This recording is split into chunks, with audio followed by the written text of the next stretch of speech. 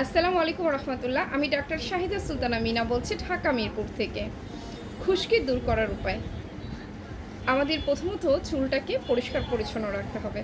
সপ্তাহে 3 দিন আমরা শ্যাম্পু করব, কিন্তু শ্যাম্পু করার সময় চুলটাকে আস্তে আস্তে করে এভাবে ম্যাসেজ করে করে চুলটাকে পরিষ্কার করব এবং 2-3 মিনিট শ্যাম্পুটা মাথায় রাখবো। তারপর আমরা সেটাকে ওয়াশ করে দেব। সপ্তাহে 2 থেকে 3 দিন।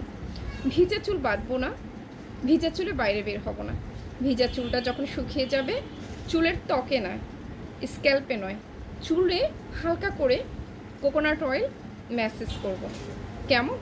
পর্যাপ্ত পরিমাণে ঘুমানোর চেষ্টা করব, প্রচুর পরিমাণে পানি খাবো, চিনি এবং ফাস্টফুড জাতীয় খাবার এই সময় আমরা একটু কম খাবো।